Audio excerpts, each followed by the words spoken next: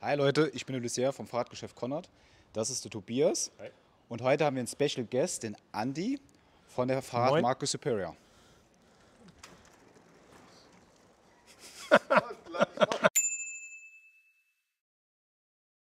Der wird uns heute ein bisschen was über die Marke Superior und den ihren neuen coolen Gravels erklären.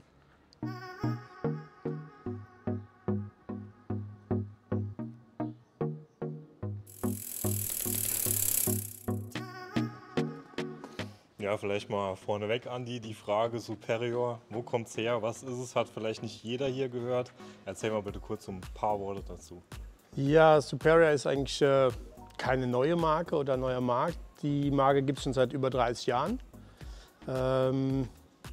Geboren in der Tschechei, war eigentlich früher so eine kleine Rennschmiede wirklich, also wirklich sehr, sehr aktive sportliche Fahrer, die damals die Marke gegründet haben.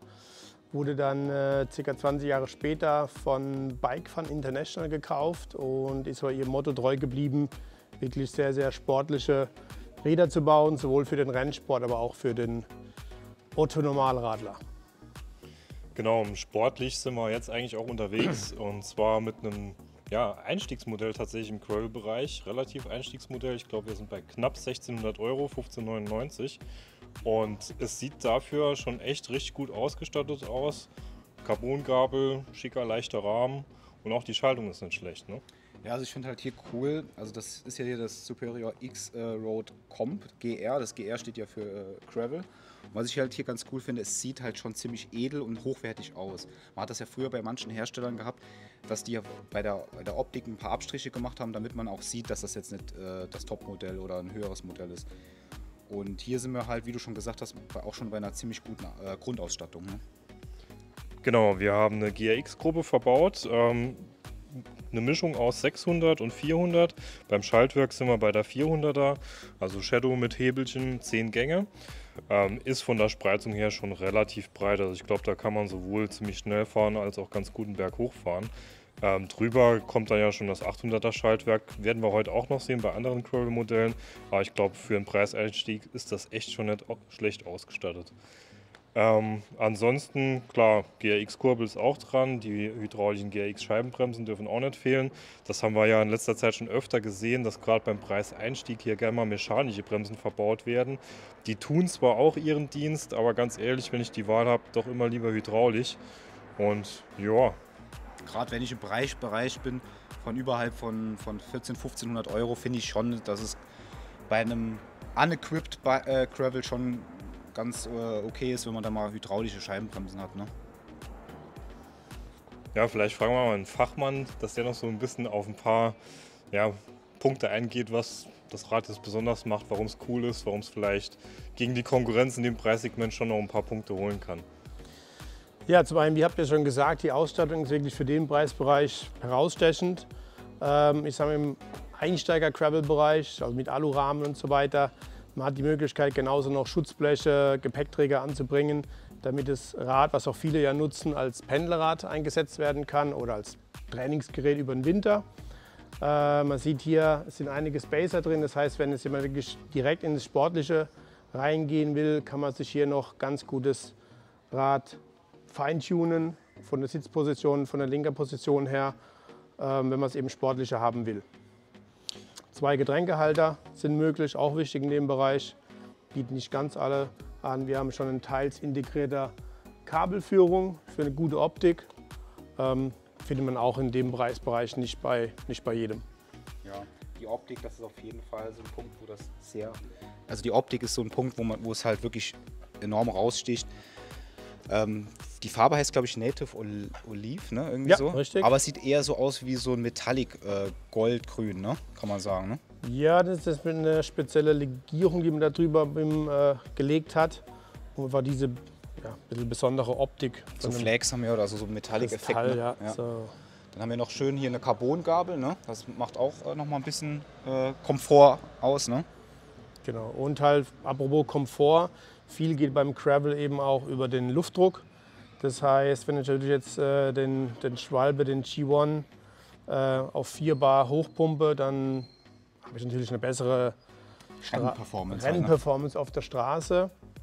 Geht es dann mehr ins Gelände, dann rät sich schon, da runter zu gehen, bis auf 2 Bar sogar runter. Klar, Fahrergewicht ist dann hier noch wichtig, aber zwischen 2 und 4 Bar hat man da eigentlich eine sehr, sehr gute Laufeigenschaft noch. Erst unter 2 Bar sagt man bei dem eigentlich, dass es dann der Rollwiderstand zu hoch wird.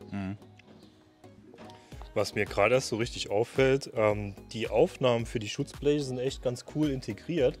Habt ihr da was zum Nachrüsten oder passt da eigentlich so jedes Gravelblech ganz gut zu? Wir haben Nachrüstsets, die wir anbieten dafür, aber sollten eigentlich auch die gängigen SKS und was man sonst so hat, Schutzbleche dran passen. Das ist mir jetzt gleich gar nicht so aufgefallen, dass da überhaupt die Möglichkeit besteht, erst wo du es gesagt hast.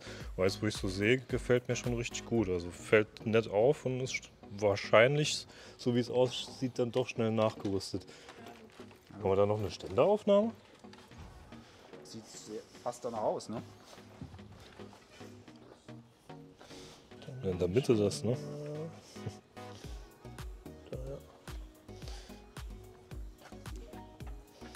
Könnte man einen Doppelständer vielleicht reinmachen.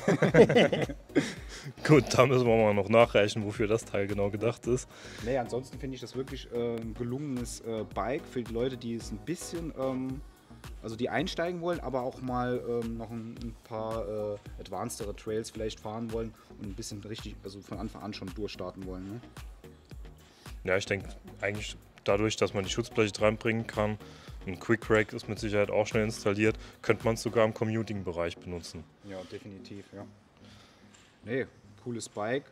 Muss man sich auf jeden Fall mal angucken, weil auch die Fahrperformance, also wir sind es jetzt mal auch am Wochenende gefahren und ich fand es schon also ultra leicht. Also das Teil wiegt knapp 11,5 Kilo oder so um die Roundabout. Ne? Wir haben jetzt relativ krippige, schwere, breite Pedale dran, aber knapp über 11 Kilo.